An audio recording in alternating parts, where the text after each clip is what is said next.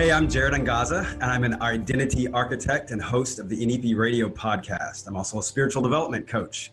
I help people and brands understand who they are and craft the identity that they want. It goes through the big questions like, who am I and why am I here? Today on Dov Barron's Leadership Show, we're going to talk about getting to the essence of things and deliberately crafting an identity that helps you captivate your audience and also draws you closer to your authentic self. Congratulations! You are tuned into Dov Barron's Leadership and Loyalty Show, the #1 podcast for Fortune 500 executives and those who are dedicated to creating a quantum leap in leadership. Your host, Dov Barron, is the founder of FullMontyLeadership.com. He's an executive mentor to leaders like you, a contributing writer for Entrepreneur Magazine, CEO World, and he's been featured on CNN, Fox, CBS, and many other notable sites. Dov Barron is an international business speaker who was named by Inc. magazine as one of the top 100 leadership speakers to hire. Now, over to Dov Barron. Welcome, dear friends, fans, and fellow aficionados of leadership excellence. Thank you for joining us on this episode of Dov Barron's Leadership and Loyalty Tips for Executives, part of the Full Monty interview series.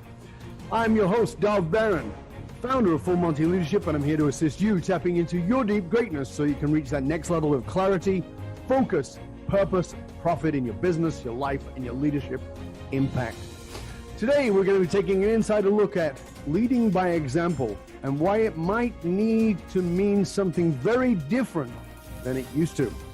As you tuned in, remember that you can also chat about the show with other listeners and even with our hosts, guests on our Facebook group, Dov Barron's Leadership and Loyalty Podcast. Just go find that in Facebook, Dov Barron's Leadership and Loyalty Podcast group.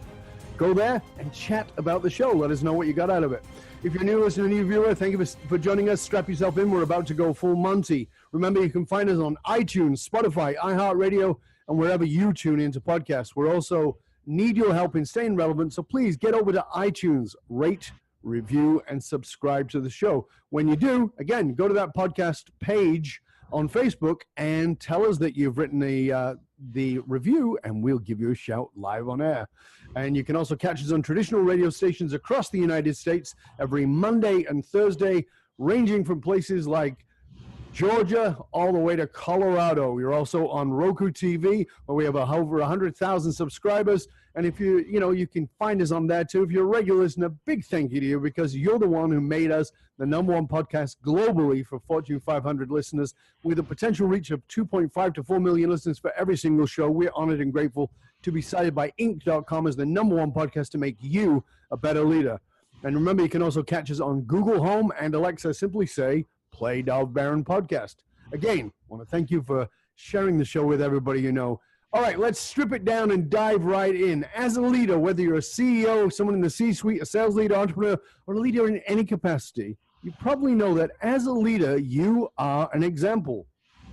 It's one of those leadership sayings, but has it become a cliche? If we're going to lead by example, have we actually taken the time to self-inquire of what that example might really be? And if we have, is it translating across your brand? Well, stay tuned, because our guest today on this episode is Jared Angaza. Now, he is an identity architect, author, podcaster, philanthropist, spiritual development coach, and philosopher.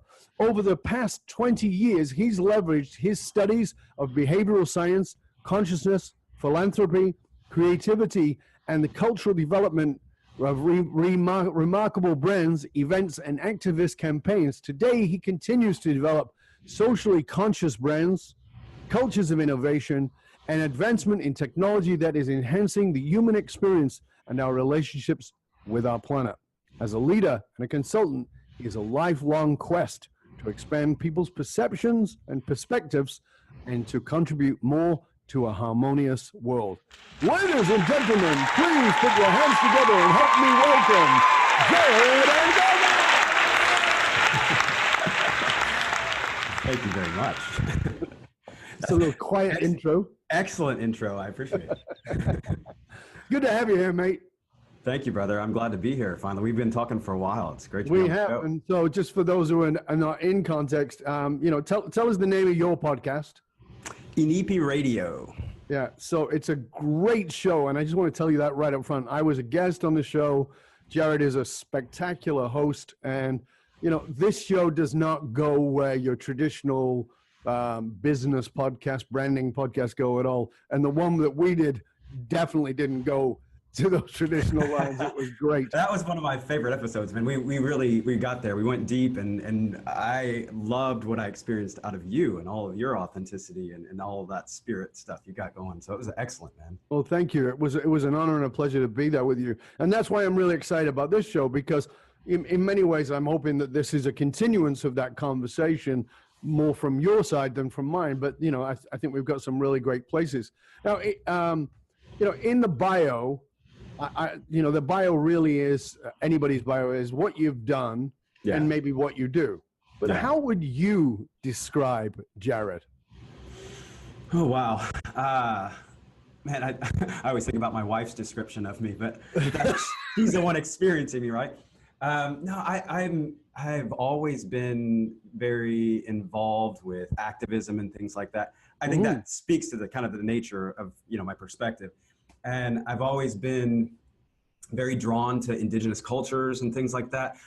I like reverence. I like that kind of feeling. I like to really feel and be aware. I've studied a lot about awareness and being in tune. And it's interesting, later on in my, self-actualization journey, I've realized that most of my teachings bring me back to awareness and being in tune and being present, which is great because I kind of started there and it's been great for me. So I guess I would describe myself as being someone that's very present, very in tune, and I care a lot about people on our planet. That's a very fair description from my experience. You've consulted with organizations, movements such as the American Indian Movement, Keep a Child Alive, Genocide Intervention Fund, One Campaign, International Justice Mission, Lawyers Without Borders, Save Darfur. All these different things, including governments like the United States, Nigeria, Rwanda, Kenya. That's a pretty big bag. How did all that start? And, you talked about the interest in activism, but you're also talking about working with these governments as well as, give us a sort of a understanding of how you got into all that world. Yeah, my best answer to that, I think, is really that, and I'll step this back a minute after, but I just kept taking baby steps. And we'll talk a little bit about that as we go. But it was just like one of those things where I had an idea, I had a desire, that I wanted to be involved with. I'm blessed to come from a family, and specifically even a father that teaches about purpose and meaning and meaningful work and so on. You and I have talked about that. And so I came up with that tutelage, right? And that perspective. So I've always sought some sort of meaning in my life, and that has propelled me on all kinds of adventures because I've never had much issue with fear. I just kind of I've had a lot of faith, and faith that it's simply maybe that the universe is working on my behalf, and all of us. And I think that's just kind of drawn me forward. I said, well, if I take this step, I just imagine something great will happen. So I've done that. And I have an adopted son. We've talked about that, Francois. And a lot of people ask me, that was in Rwanda where I adopted him. And people ask me, how did that happen, man? How did you adopt a kid or whatever? I was like, and my honest answer right at the moment was, I just kept saying yes. Like everything happened. I was like, sure, let's do this. Let's do this. And I think it's been that mentality that has really led me on some wild adventures.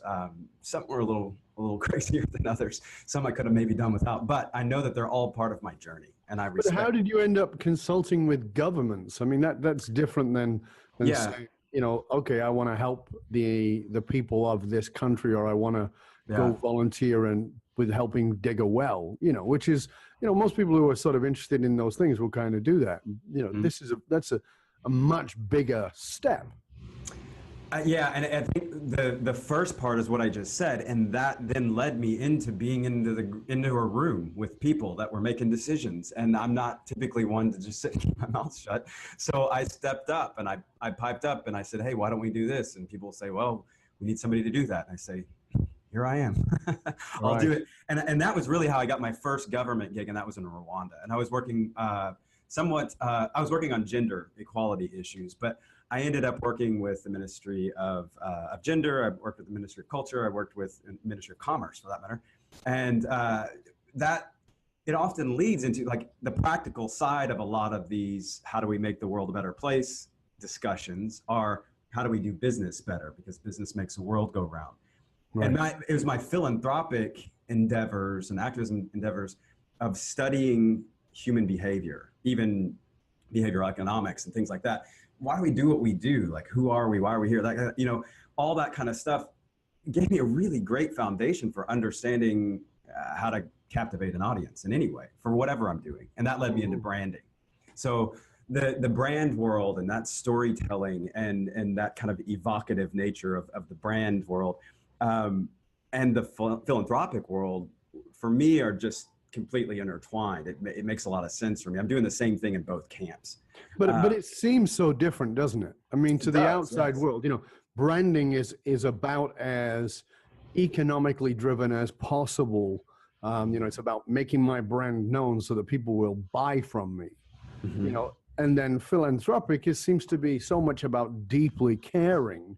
And I get those two things not only can, but probably should be connected. But I think for most people, it seems like a million miles away. You said it, you kind of nailed it right there on the caring thing. I used to be a big blogger. I'm more of a podcaster now, but I wrote a blog piece a while back called the Caring Lens, I think is what it's called. And it got a lot of attention. But the idea is just that I felt like I can tell if I say, hey, make me a bookshelf, and they make it, and I look at it, I can tell if anyone cared and when they were making it. I'm looking at the nuances, the details. Yes. And same thing really goes with branding. I can come to someone's website or whatever brand experience it is, an event or whatever, and I can see, did this person really care? What were they motivated by? I can look at a website half the time and break it down and tell you what the person was motivated by most. Right. Could have been SEO. Could have been the brand experience for their audience. Sometimes when it's great, it's both, Mm-hmm. And it's really navigating that territory that's been intriguing to me, because it's like, I recognize that I can live up in the clouds and be too ethereal and out there for people.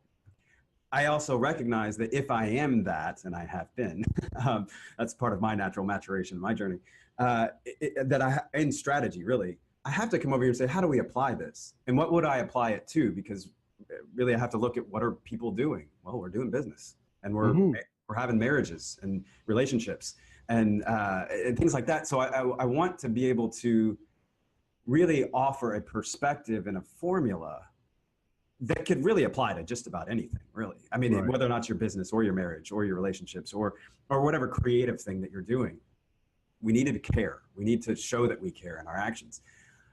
And I really, I guess in the grand scheme of things, the reason I've shifted many things, creative director, brand architect, and now identity architect, is because I recognize that it's really about identity. Really. Mm-hmm. I mean, it doesn't matter if you're Nike or if you're Dove Barron or Jared Angaza or whatever.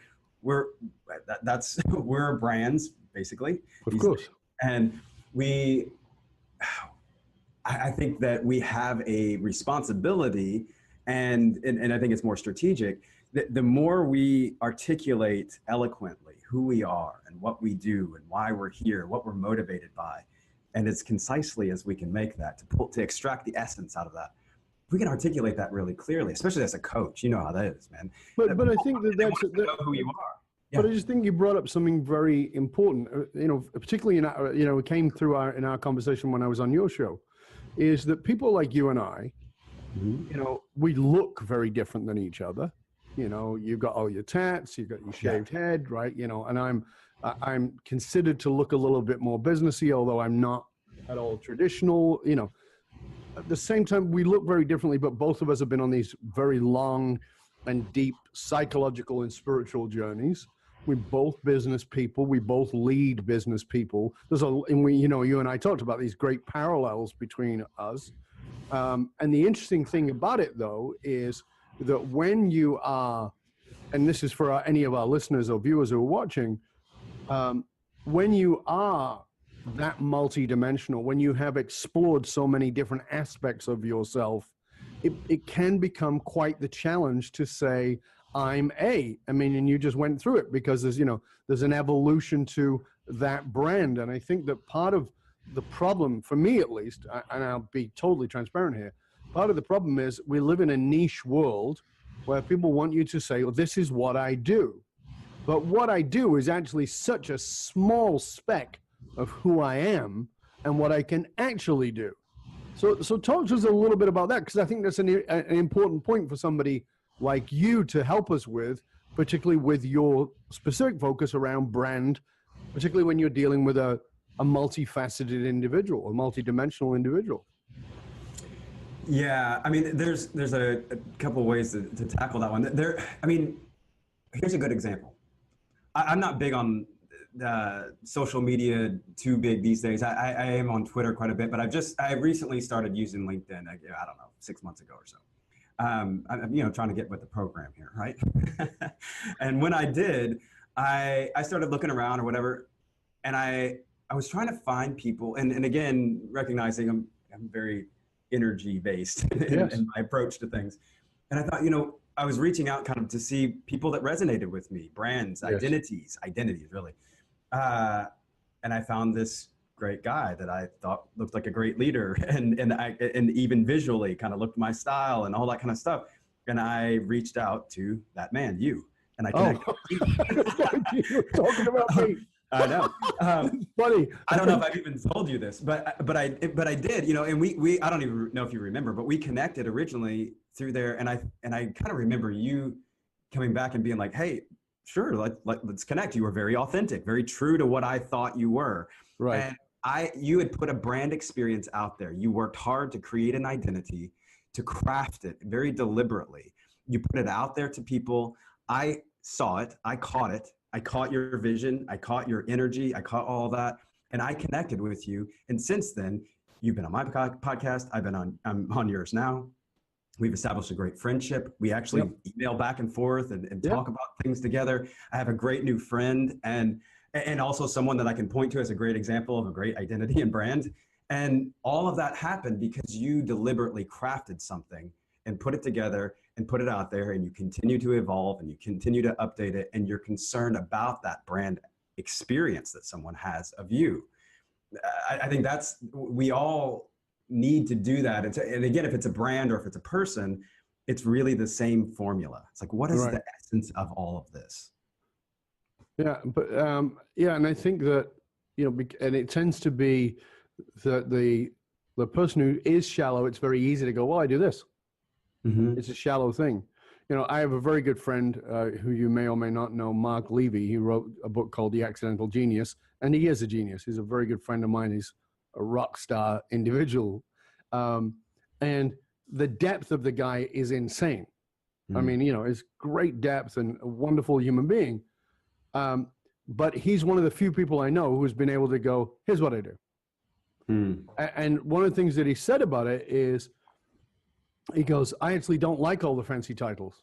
So he just says to people, here's what I do. I help people with their backstory. Yeah. Right. And it's so simple that nobody has any problem with it. But when you have a conversation with him, you realize, holy crap, and this is what's so powerful in the context of branding and story and depth. Yeah. The story part. So you just said that. That was the other thing that I was thinking a second ago. So my sister is also a life coach. Shocker, I'm sure. But and my father and mother. So, but she has started. We were having a conversation back and forth the other day, just through text, and she said, "Hey, we got a new one for you. We've stopped asking people what they do, and we started just introducing ourselves, and we ask, what is your story?" And I thought, how simply perfect. So what's your story? Because that's really what I want to know. I want to know, what are you about? This is another interesting thing, and I know that you're very familiar with this territory. In my brand work, I'm creating the identity and things like that, but I also recognize what makes a brand work after you've created it is all the systems behind it and so on. So I have to think about teams and things like that. So when I often am helping my clients hire their team. So with that, and when I've hired my own staff, and I've had many creative agencies and things like that, where I've had a big group of staff, I'm not concerned with their credentials. I'm not, No. I want to know kind of some of their experience, fine, but Sure. that could be going on a safari. I want to know, what's your life experience, kind of the things that have formed your perspective or influenced it. And what are you about? Like, what's your story? What do you care about? How much do you care? How much passion are you going to show me in this conversation? That kind of stuff. Give me somebody that can communicate well, that's driven, that really cares. I can teach them everything else. Yeah, I think this is one of the great challenges now is that we, I mean, every man and his dog has got a master's degree, really, and he's working at, he's working at Best Buy, with a master's degree, or she is. And I'm teaching at universities, and I don't have a degree. I didn't even hardly finish high school. Right. So this is the thing, is that we've got to really grasp. I gave a conversation. We had a conversation with this wonderful startup company, not company, but education. They help kids to develop startups, high school kids. And they asked me about college. And I said, I'm not the guy to ask. And they go, why? I said, I didn't go. I mean, I got my education, but it was much later. Yeah. But I didn't go. And they said, so do you not think it's a good thing to do? I said, I think it's a great thing to do if you really know what the hell you want to do. Right. And I said, but if you ask anybody that I've ever met, especially myself, what I really wanted to do at 17, it isn't what I wanted to do at 37. Yeah. Right. And when you go to the school, you get a menu to pick from, not someone to tell you where you. When I was a kid, everybody, including me, assumed I was going to be an artist. That's what I was. I painted, I drew, I sculpted, I did all those things. My art was in galleries by the time I was 10 or 11 years old. I was convinced I was going to be an artist. I don't paint or draw at all. And I don't miss it because now the art has changed form. So it's a difficult thing. And to really understand that is the commitment to this inner journey of self, which I think is really about leading by example, which is where we started. One of the things I wanted to ask you, because you brought it up, you talked about, because I think this is an important question. You brought up that, you have always had faith in that the universe is working for you, and for some of our listeners and viewers, that may seem a bit woo-woo. If it's okay, I want to just give them some context, because, I had there's a section of our audience, big section of our audience, that are high net worth, multi-generational family businesses. And that means that dad, granddad, great-granddad, great-grandma, whoever it was, started the company, and it's been this multi-generational. And now they're the Brandelhoffs, the Brandelhoffs, the Worthington Smythes. There's this multi-generational thing. And one of the things that I do in my own work is I work with these next-gen leaders, because oftentimes they feel like they're living under the shadow of that previous generation. I know you come from some of that, and I want to just, if it's okay, I want to pull out a little bit of that so that we can talk a little bit about if somebody's sitting there feeling like, my mom, my dad is really famous, and, how do I stand out, and actually own the brand of me without it being, overshadowed by that, particularly if it comes from, because one of the things I notice is when I look at this is oftentimes there's a polarity. When I think about Johnson & Johnson, and I can't remember his name now, but there was one of the sons who went, he was like, and I know his place in Costa Rica. Yeah, it's a great story. Yeah, and he just went totally against everything and completely polarized. Yeah. Talk to us, give us a little bit of context so that people can grasp what it's been like for you. Well, it's a very relevant point. Yes, my father is a well-known author and speaker, and he, went on tour with all the big guys, and I grew up, listening to Zig Ziglar, and now my brother's the host of his podcast, and so on. And so I was very blessed, and I recognize that this is not normal, hence my recognition of the blessing, that my father was always, for instance, he got his doctorate in psychology from Ohio State. then went on to Oxford University and got he got his doctorate at Oxford. He got his master's at Ohio State. And, that's kind of the hilt of education, as we know, right? So the expectation, obviously, is that I would at least get some education in that department. And I struggle with high school. I just squeaked out of kind of a group alternative learning situation. And it just wasn't for me, man. That's a very there's a PC way to say it. The correct way of saying it. Yeah. To make it as nice sounding as I could. But so whatever. I got like out of that enough to get a little piece of paper and educate. Well, I don't want to say education. Education is very much my thing. I love to be educated. I love to learn. The formal education system in the United States was not. So anyway, to look at this big picture of my father and his kind of stardom and then me coming up under that, all three of us kids, there's three of us, I'm the middle, we've had to deal with that in our own ways. Right. And I know all three of us have struggled with it. I'm sure. And again, the blessing part about that I recognize is that my father has always been, hey, but he went by the train up the child in the way they are bent, not the train up the child to be exactly what you think they should be, right? or do or experience or whatever. And when it came to the end of my high school escapade, I was fearing actually that my father was going to say, "Hey, go to university. You got to keep this going, or whatever." And he didn't. And then he said, "Do whatever you want to do, man. I support you." And that has been consistent throughout. I want to also point out that while I do have that blessing of a great father saying, "Hey, do what you want to do. Follow your bliss." We're both Campbell fans. Yeah. And I did have that.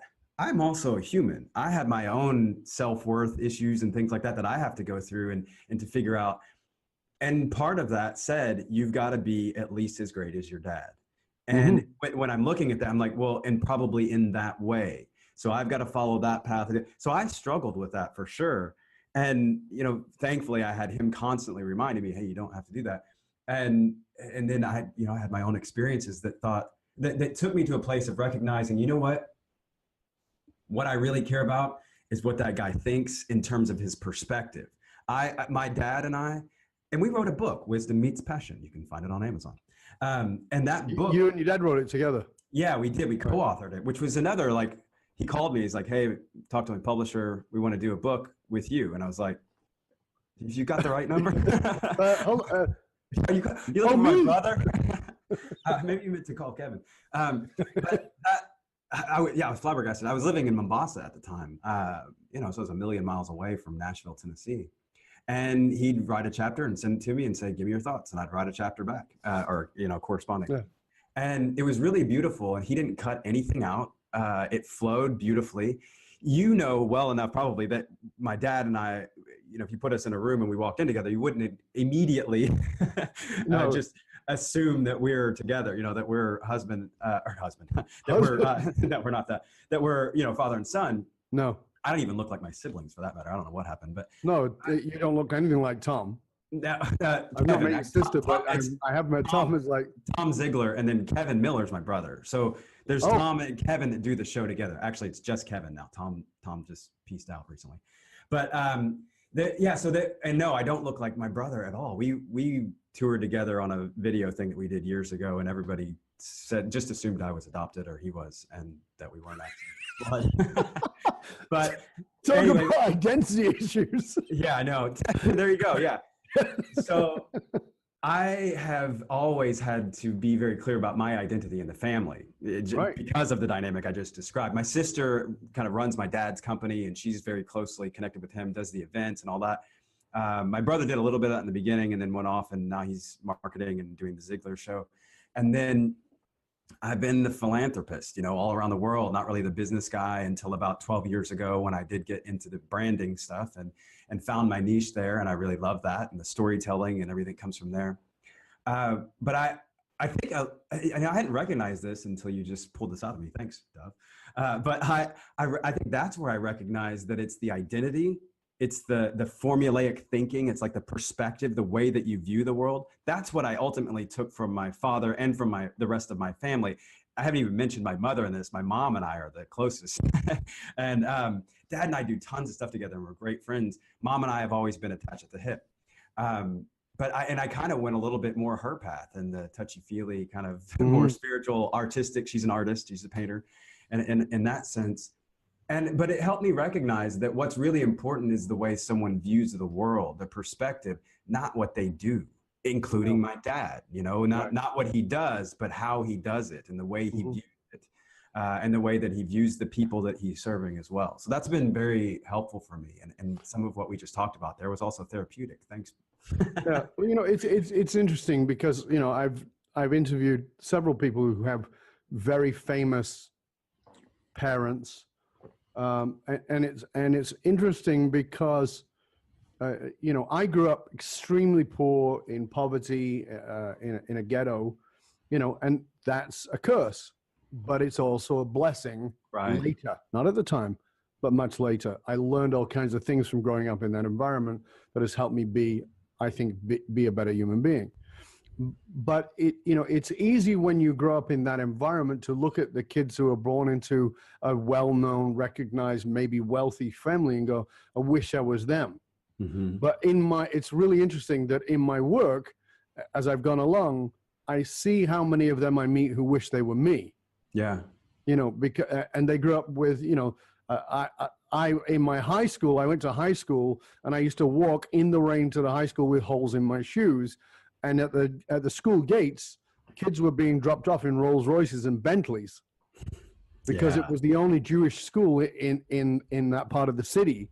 And so there was a lot of very wealthy Jewish kids in there, but there was also a lot of poor Jewish kids. And I was one of those in secondhand clothes. So it was fascinating to watch this. And so when I see oftentimes is that people get caught in the identity of who we were versus who we are. And I've always said to people, please, when I want to know your story, I go, that's the story. I get it. And it's helped form you. Now tell me who you want to be. And they go, what do you mean? Yeah. Wow. Yeah. Who do you want to be? Like, that's who you were. And I get it. That's the soil you were planted in. But who do you want to be? When the bloom comes and the seed gets blown away and the bird carries that seed away, where do you want it to carry it to? Who do you want to be is a powerful question, knowing that you came from that soil, from that plant, from that flower, from that seed. Where do you want to be dropped? And that's like, and because people automatically assume, well, the apple falls close to the tree. Yeah, doesn't have to. Well, and that could also mean it doesn't. I think we say that about vocation sometimes and like what this person's doing. And I'm like, well, the way about the person is also a way of saying that. And I think that in the way, like if someone said that the apple doesn't fall too far from the tree about myself and my father, that I really appreciate that. Sure. I'll take that. That sounds great. I'm honored. We don't have the same career. We don't do the same stuff. And I appreciate that. And you touched on that thing. Who do you really want to be? And for me, that is about, and I think everything that I do, again, when you care a lot, I think it sort of inspires you to be very deliberate, right? And I do want to be deliberate. And I talk a lot about how the sweetest things in my life come from my discipline, the self-discipline, and with yoga and meditations and mantras and all the things, that we do. And there was a time, when I got married, for instance. This is probably worth noting here, I guess, especially since we're talking about my father and the book that says Dan Miller and Jared Angaza. We don't have the same last name. So, what's the story behind that? And when Ilea, my wife and I, when we got married, we were just back from Rwanda, getting ready to go to Kenya. We had 5 years in Rwanda, Uganda, and then going to Kenya. And I study culture. I study what things are about. Why do we do this? Like, why do we do the last name jig? And what's that about? And I went into that and I studied it. And I felt like, I'm a gender equality activist and whatever. And like, I recognized that some of that had to do with a woman being viewed as your property and things like that. Now, I'm not judging anyone who has the same last name or whatever. No. but I thought I want to be deliberate about that. And if I'm Right. going to do that, what would that look like? Perhaps we could name ourselves something that's aspirational. That's kind of like my tattoos. All of them are some aspirational thing that remind me of who I want to be all the time. Yes. Can't get rid of it. And in my last name now, in our family name, we did this legally when we were married, and so all my kids have grown up as Angazas. I asked my father in the beginning, hey, do you care if I change our name to something different? And he's like, do something cool like Bono. And I was like, all right, I guess we're good. But I do distinctly remember him also saying, I hope we leave a bigger legacy than our last name. Go for it. And that's stuck in my head since. And that's very telling of my father's perspective as well. And, and so I did. Angaza, I'll skip the big crazy story, but it means to bring light, to illuminate. And with my kids, I talk about all the time, hey, who are we? We're Angazas. What does that mean? We bring light. And they're programming that, or I'm helping to program that into their minds, that we're light bringers, Yeah. And I think that's just part of the deliberacy of life that I really appreciate in crafting. Who is it that I'm going to be? Like, I don't want to just be whatever, just plop down here. And there's a distinction here to make, because in the woo-woo world, and remembering that I'm working, as a spiritual development coach, people say, well, aren't we just supposed to be and not all the doing stuff? And I say, yes, but we've been given this body, we've been given this soul, we've been given all this stuff to craft something with it. And it's not just about doing or earning money or doing that or what you achieve. It's about, you've been giving you were a painter. So you've been given all this stuff on your palette. What are you going to paint? Mm-hmm. Don't just sit there and look at the palette. Paint something beautiful. And we have all this stuff. And I think, what a tragedy if we don't. I want to help people understand what's on that palette. Right. And how could you turn it into something magical that draws you closer to your highest self, in that sense, or just gives your clients a great brand experience on the brand sense. It's, again, the same kind of scenario. So I think that deliberate nature, that even where I live, I grew up in Nashville. I don't want to live in Nashville the rest of my life. I want to go other places and right. Go out and explore and experience other cultures. And it's that, a lot of times when I go somewhere, they're saying, oh, do you like that beach or do you like that thing? I'm like, well, I've studied the culture there. I want to go experience that and have that as a program that I put in my head to influence my perspective in the way that right. So all these things are just deliberately grabbing influences that will make me into who I want to be.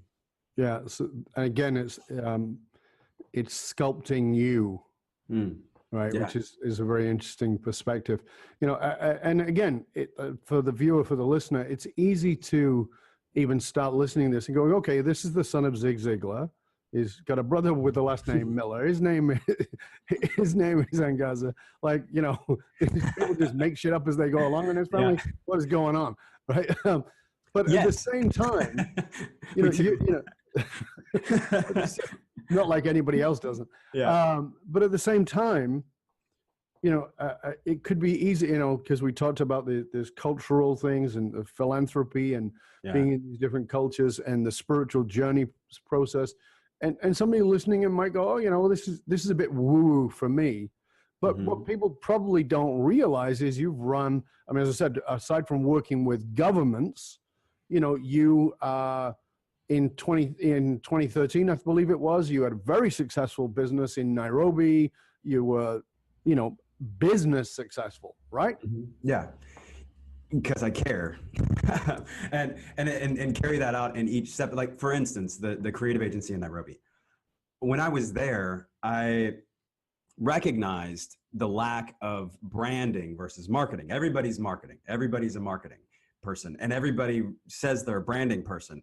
And I was recognizing that there was a need for a discussion about the distinction between the two. And simply put, I said, the brand is the experience that you create deliberately. And the marketing is how you promote it. And there's a little gray area in the middle that says, if you're a podcaster or if you do video or writing or whatever, that's part of the brand experience as well. And that's also marketing. So people are going to experience in a certain way because of that. So I think that when I was there, I was like, what if we had a creative agency that wasn't just about marketing, but it was really about creating the identity of the person or brand or whatever. So we did that, suffice it to say. brought a team of people together. We use it as a training facility, brought in great designers, and then taught them the brand side, the psychology. Like, what is this color going to evoke in someone psychologically? What is this image or that thing or whatever? Like, how are these people going to be affected? What emotions do you want to evoke? Never mind your cute thing that you just made here that looks really snazzy. Will it evoke the proper emotions? And if it doesn't, it's pretty, but a fail. Right. So we had a lot of those conversations, and it was completely unique in Nairobi. And to my knowledge, I left about 4 years ago, but 3 or 4 years ago. You can go to the website right now. I just went there yesterday, actually. I was looking to see how they were doing, and they're killing it. They're still just doing great work. And I, by the way, turned it over to the local guys that I hired there. So everybody that's there, except for one guy on the board, is still Kenyan. So I think what people recognized in Kenya, in Rwanda, in Nigeria, in the US now, and I did a lot of work for USAID, or still do a lot of work for USAID. That's the State Department. They're looking and saying, here's a guy that has gone to these places, that's integrated with these cultures, that lived in the villages, that did all that kind of stuff, but still has the Western savvy of business, understands the importance of brand identity and marketing and the differences and all that kind of stuff, business systems and blah, blah, blah. If we've got someone that can understand that perspective, and they can help us to merge it with the perspective of a culture, then we can rock it. And if we don't, we see all kinds of big brands go over to other countries and just fail and fail and fail. And because they fail to understand the people that they're there to serve. And when I say serve, that could be Coca-Cola selling products, whatever, it's serving an audience. So I think it's that, when I take the caring lens into business, when I take the identity lens into business, and caring about the nuances. I often say branding is about an accumulation of nuances. It's rarely about this one big thing. And if it is, it usually comes and goes pretty quickly. Right. So it's about those little things that you notice when you walk into a restaurant or into a store or whatever. You're like, wow, they thought of that. Amazing. They're probably going to think of the stuff that would screw up with my service or my product or whatever as well, because they thought of these things here. Your storefront can tell a story about what someone will think about how you'll handle their customer service. All those things interconnected, like everything else. And so I love that kind of, again, at the end of the day, it's that deliberately crafting an identity. And when you have that discussion in a space where most people are saying, how can I rank higher on the search engines? I think people's ears are starting to perk up more and more to that, because they recognize the importance of who we are. We have transparency now. Everybody can see through the veil. You better be clean and do it deliberately. So let's translate that for a minute.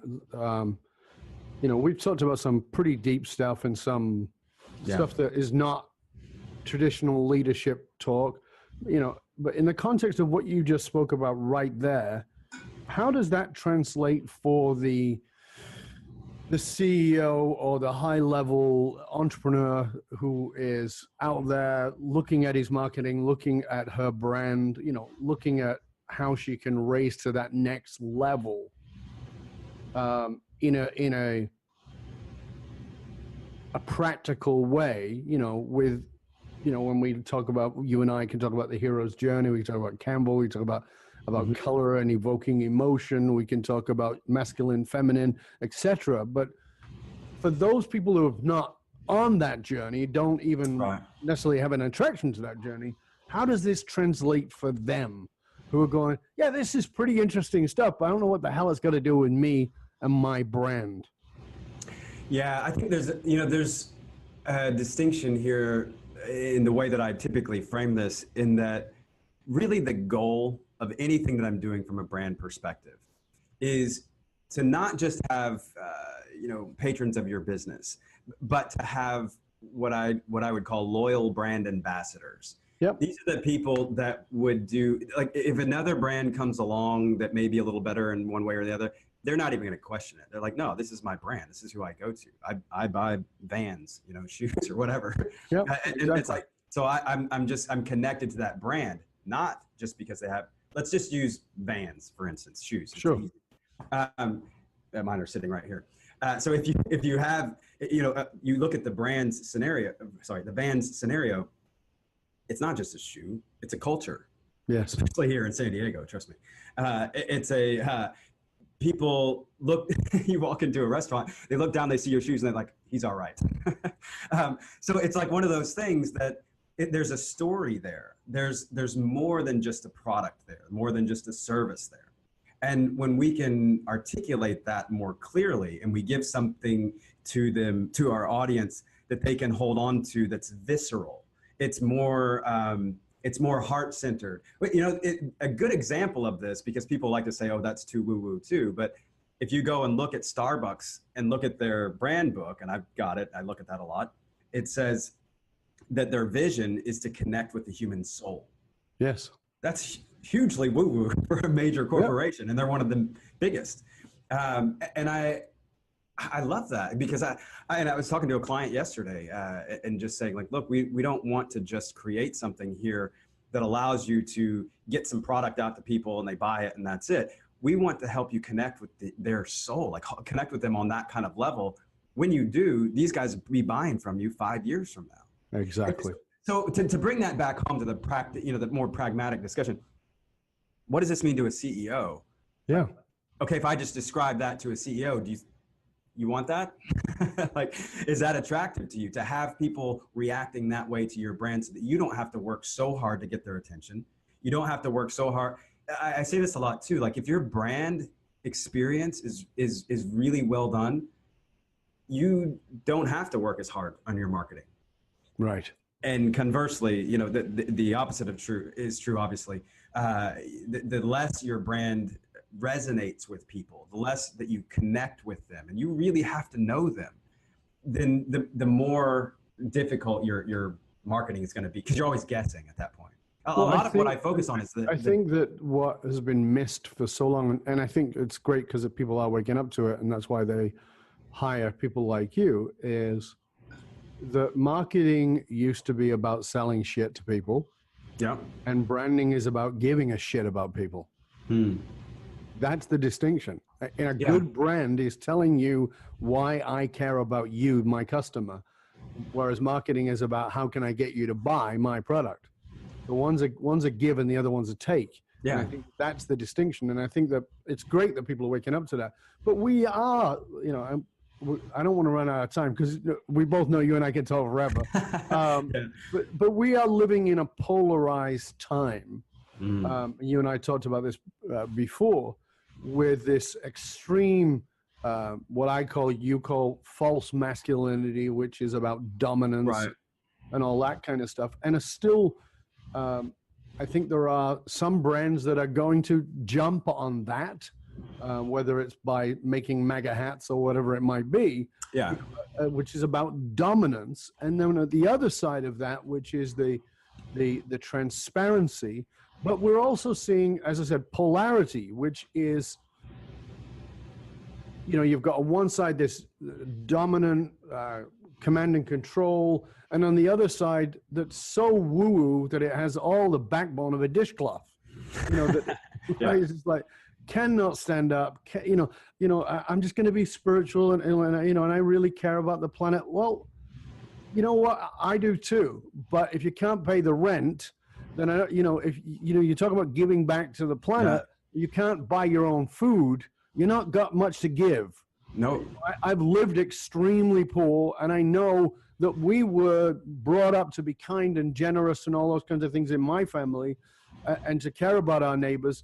But my mom had to put food on the table first before she could invite somebody over for dinner, even if it was potatoes and meat in a pot, So talk to us about your understanding of this polarity that we're struggling through. Well, a lot of the things that you just hit on there were obviously, those are things that I was, my mentors were coming to me and having that conversation with me back in the day. This was 15 years ago or so. And my father as well, and saying, look, that's great if you want to do that, but you got to pay the bills, man.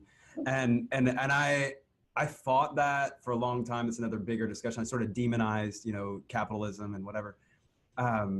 And now I just recognize that there's nothing intrinsically bad with that at all. It's or money or anything else. It's all just an energy kind of thing. But I recognize, for instance, I had my Bono is a big influence and inspiration to me. And I realize how cliche that is to say, but I was following him in 1982, you know, so, Right. and ever since. And I recognize how he has, granted, you know, his business is music, but he's using his power for good. Right. And I thought, how do I use my power for good if I don't have any power and if I don't have any influence? Like, all I have is a lot of care, but like, that's not enough. I have to figure out how to apply that. Where do I apply that? How do I apply that? Anyway, and that led me to business and branding and so on. But That's exactly to my point where we started the show. Yeah. Which is lead by example, but you can't lead by example if you don't have influence. Right. And that's what I loved about what you've done, is that you've taken that and said, all right, I am a quote unquote woo-woo guy in the context of the way you, whoever you are, might look at it. But here's what I understand. I've got to have power and influence if I want to change the world, that it's not going to really help for me to chain myself to a frickin' tree. Right. And go on a hunger strike in the local park where I might get a little bit of local news, as opposed to how can I impact the world? Yeah. And that's what I love about what you're doing, Jared. It's what I love about your commitment and your deliberate discipline around this. Thank you. I mean, look at somebody like Richard Branson. I mean, if you and I were sitting in a room with Branson right now and we were having our woo-woo talk, he'd be hanging right there. I know his thoughts. I mean, I know his perspective on this kind of stuff. Sure. And it's not, we can look at him and say, oh, he's, you know, just some freak thing that happened. He's not. Like, he worked really hard for that. You know his story. Yeah. And I think it's even these guys like, you know, like Steve Jobs and some of these other guys, and they're out, you know, having retreats and journeys and psychedelic journeys, all kinds of stuff. And they're coming back and creating things that we talk about as the example of how to create a brand, how to create a business. And then we say, but never mind about all the other stuff on the other side. And I'm thinking, how could you never mind that? What if we looked at that as the foundation that got them over here, rather than the new, you know, click funnel, whatever it is, you know, whatever that sales piece is. And if we looked at the experience piece and the perspective piece, rather than just the hardcore sales tools, anybody can do that. But it's interesting because, you know, we in the old world, we said, go to university, get a degree, and then you'll get a good job. That was, here's the means to the end. Right. And when we look at people like Branson or even Steve Jobs, we look at the end and we don't look at the means. And the means is not traditional. The means is psychedelic. The means is spiritual journey. The means is, you know, things that people like to write off and pretend weren't really there. Right.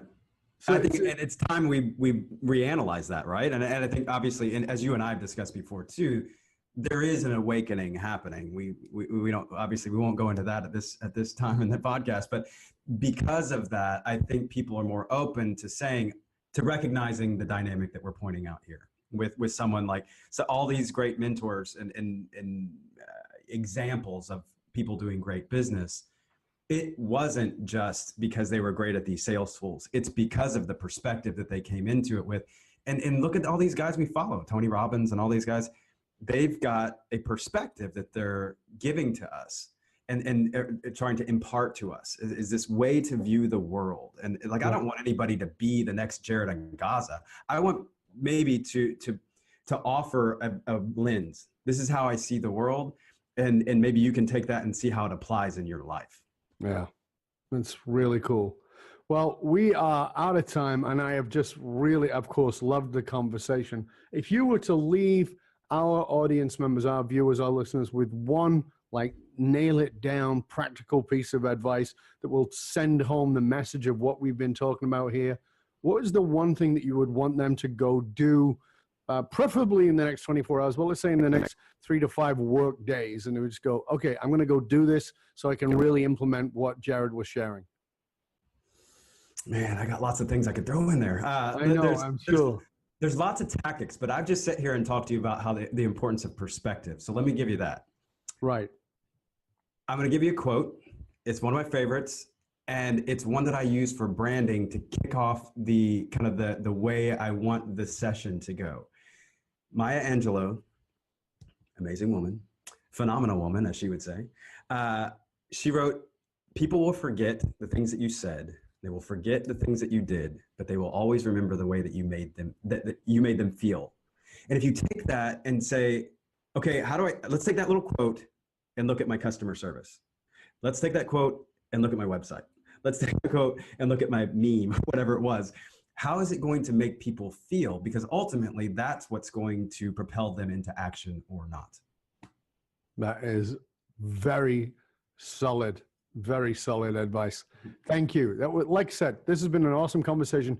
Please tell our viewers, our listeners, where they can find out more about you and all the wonderful resources that you have. Thank you. I'm at jaredangaza.com. I'm the only one, so you can find that there. I imagine that'll be in the show notes. And Inipi Radio, INIPI. Inipi Radio, my podcast. I talk about indigenous wisdom and politics, social stuff, business stuff, everything. Like, how do we take this discussion that we just had and apply it to our business? And those are the two main places to find me. And I'm very active there. I'm very active on Twitter, Jared Angaza. And that's the best place to find me. And I'm doing all kinds of new stuff right now with video stuff coming out. I'm really excited about that. Fabulous. Well, we will definitely post those things in the show notes. Jared, I want to thank you, sir. As always, it was an honor and a pleasure. Love having our conversations, and I know you and I will probably have a lot more that won't necessarily end up on air, but they might at some point. We'll find new ways to come back and at least do some things together. But Absolutely. I want to thank you on behalf of my viewers and listeners. It's been a pleasure, sir. Thank you so much. To the end. Thanks. And for you, dear listener, as always, I encourage you, please don't just listen to the podcast. Go do something with it. Take the time to actually sit with yourself and consider what it is that we talked about today and the possible impact on your life and on your leadership. And remember, you can also go over to Facebook, to our Facebook group, the Dov Baron Leadership and Loyalty Podcast Group. Go there and chat with other listeners and with our guests about this show and about how it's impacted you and what you're going to do with it, because that's what really counts. Remember, information is worth the hole in the donut.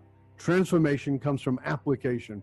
And remember, the research consistently shows that one of the biggest challenges facing the most successful companies is somewhat counterintuitive, in that these fast-growing companies often hit a point where they realize they're spending a fortune attracting, training, and developing talent, only to have them leave at an alarming rate. If you're sick of training and investing in developing your talent, only have them leave before you got your ROI, then come talk to us at fullmontyleadership.com, where we provide you with the essential leadership skills to rekindle and amplify the hidden loyalty assets inside of your organization by tapping into purpose. fullmontyleadership.com, providing you with the concrete soft skills to get you and your organization to the top and keep you there. Why? Because you can't outsource authenticity.